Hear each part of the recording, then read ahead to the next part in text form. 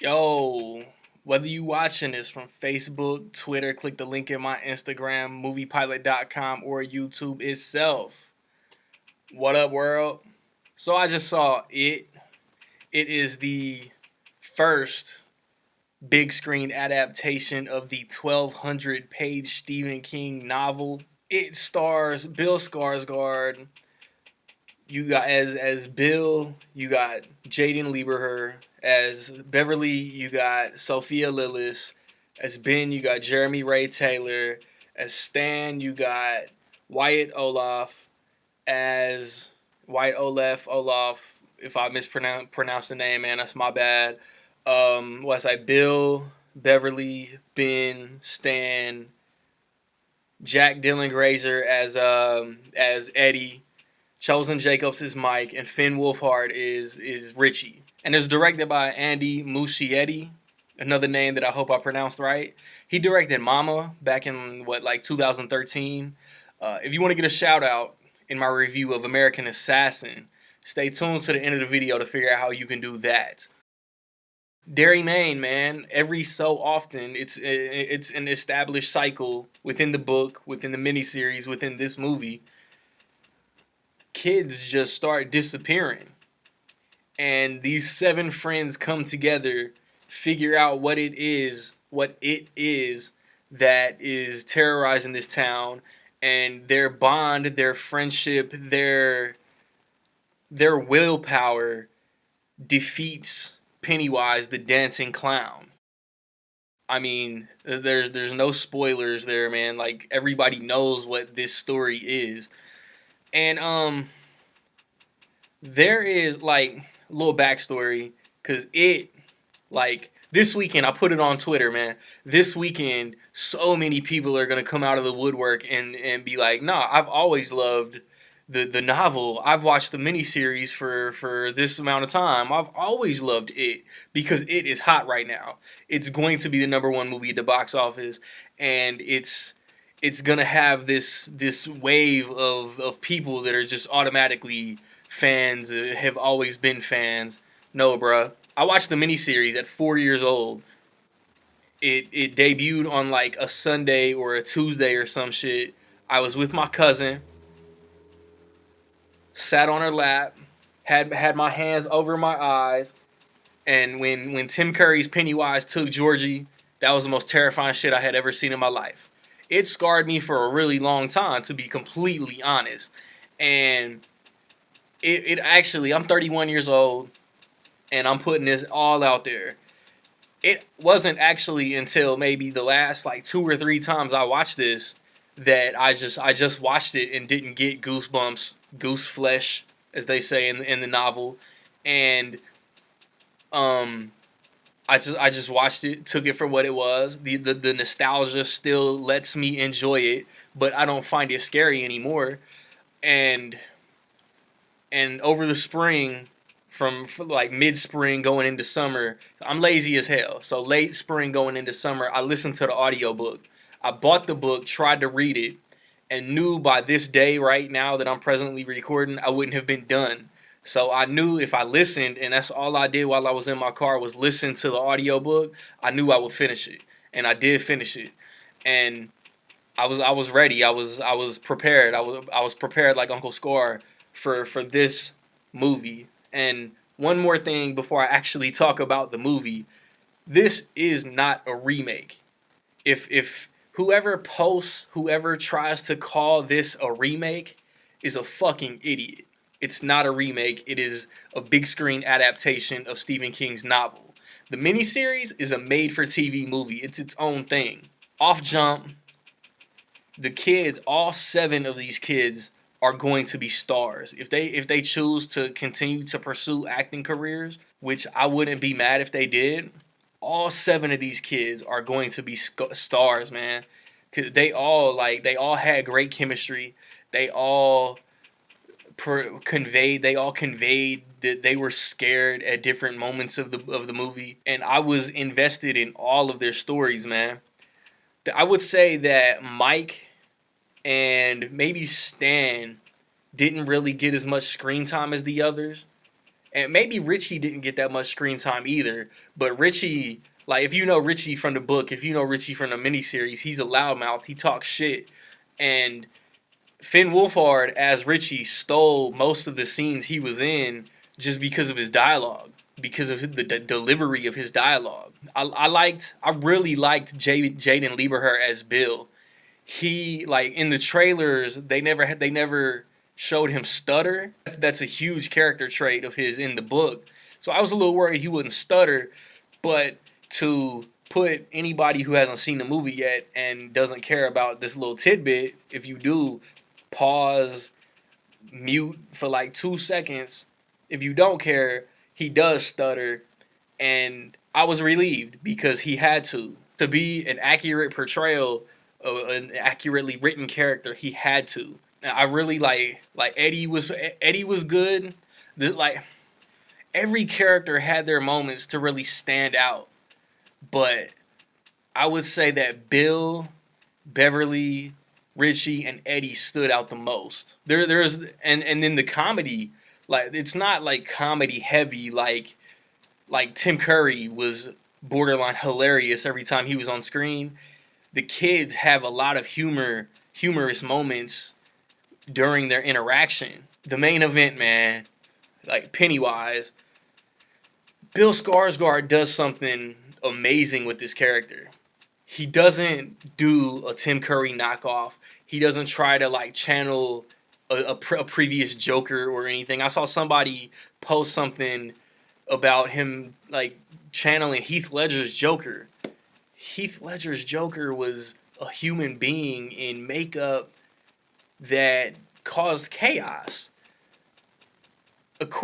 From what I understand from the book, Pennywise is an evil, basically alien type being who feeds on children's fears, literally feeds, and then goes into hibernation for a certain amount of time, comes back and does it again. Like his first, like, that interaction with Georgie, like, that scene is iconic.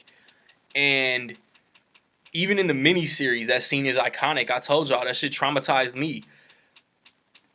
The conversation is longer. He does things with his voice. He does things with his face that are like, it weirded me out. There are times where like he just starts talking shit, like he's fucking with the kid. Because in the miniseries, in the book, in this movie, Pennywise taunts these kids. He basically tries to intimidate them, and then goes in for the kill at a later time. And they're like the interactions. I wanted to see accurate interactions, like Bill with the photo album, Eddie with the leper, Stan with the dead kids, Beverly with the sink, Mike with the bird, Richie with Paul Bunyan. They're changed up for the movie. I won't say what they are. Obviously, that'd be a spoiler. But I'm not mad at what we got. You know what I mean? I thought that I wouldn't like Pennywise's suit, but it's like, it's accurate to the book. And there's so much more. There's so much more in this 2 hour and 15-minute movie that is so much more accurate to the book. And I feel like the miniseries, while it holds a place in my heart, in my fandom, whatever, it was basically crib notes and highlights of the book, what they could translate to TV without crossing ratings boundary or something. And there's so much more from the book that's here, and like character building moments, and like Beverly's relationship with her dad. Her dad is the adult men in this movie are real pervy toward Beverly. It's unsettling, and her dad is too.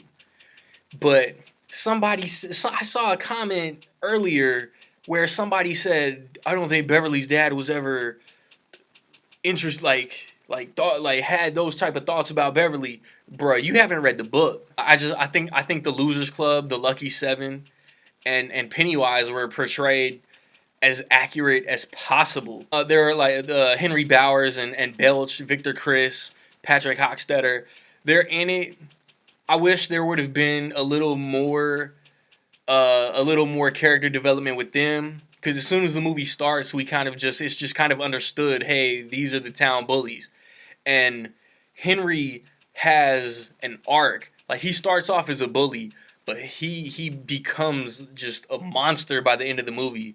And in this, he's like already there. So I would have liked to have seen more from the Bowers gang, but that's a minor side character complaint that really didn't affect the overall my overall enjoyment of the movie. I think I jumped at least once, and it was a scene that I should have expected, but I don't know. But it just I don't know. It just caught me off guard. I don't know, man. Like the camera work, the shot framing, the cinematography was all dope.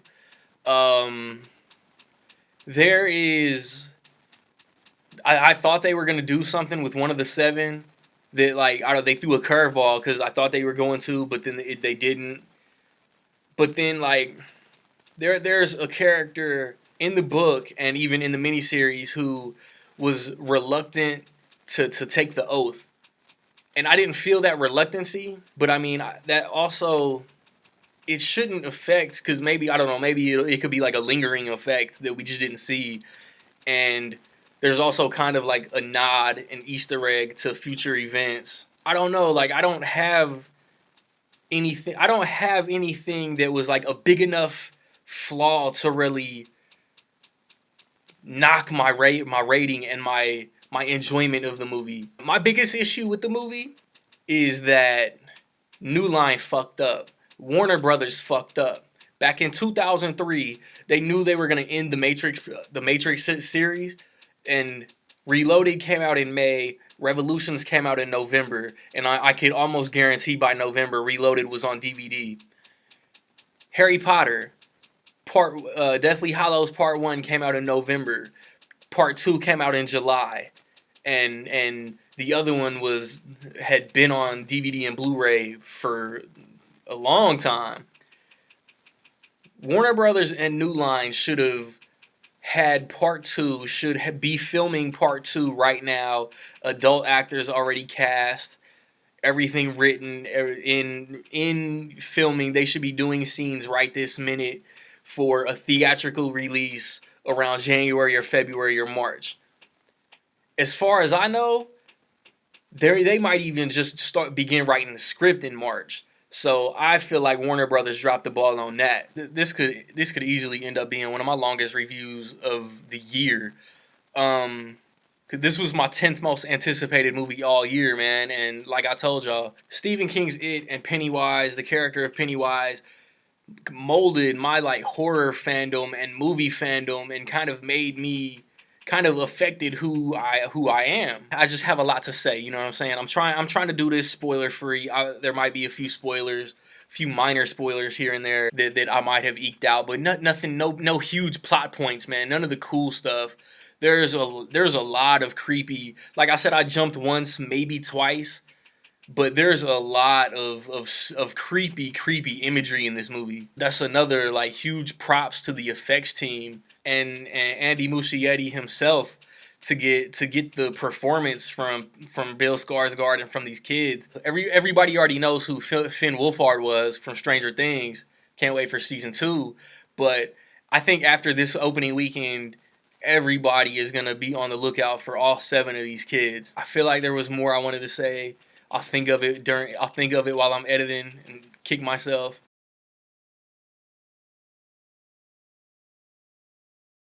With all that being said, in my opinion, it is dope as fuck. I think my favorite horror movie of the year. I think one of my favorite movies of the year. Have you seen it? What did you think of it? Positive, negative, somewhere in between, man. Let me know. Before I do poll question, shout out question, man, just for fun, I want y'all to cast the Losers Club, the Lucky Seven, as adults for Chapter 2. Cast Tom Rogan. Cast Audra, Bill's wife. Let me see, for Bill, I struggle with Bill. I was going to go with somebody like Brad Pitt, but I was like, I don't know if he can still do early 40s. I think he can still do early 40s, but then he might be a little too famous for their budget. And then I was thinking Leonardo DiCaprio, because he's around the age, but maybe budget, he might be too famous, man. So this might be a bad choice. I've seen Dexter, Michael C. Hall suggested, but I'm gonna throw Chris Pine out there. Because of Mama, because of Andy Muschietti, I think Jessica Chastain is a lock and perfect for Beverly. I've seen Chris Pratt as Ben. I think that's a dope choice. Bill Hader is perfect for Richie. Stan, I think Stan could be somebody like Jake Gyllenhaal. Like I think that would be cold.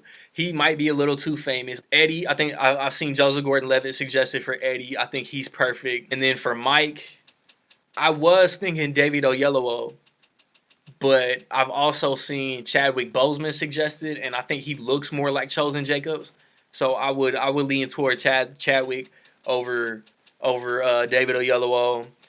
And then I don't know for Henry Bowers because he's got to look way older than 40, but he's got to be 40 but look way older. And then so I'll skip. I'll hear suggestions. I'm real curious. I just don't have anybody for Bowers. But then Tom Rogan, I think John Hamm would be perfect for Tom Rogan. And then somebody like Penelope Cruz, because I don't remember in the book, but in the miniseries, Audra was ethnic. You know what I'm saying? I thought she was Hispanic, but I don't remember. But Penelope Cruz, I mean, they could still work the script, man. Liberties were taken with this movie. Liberties were taken with the miniseries.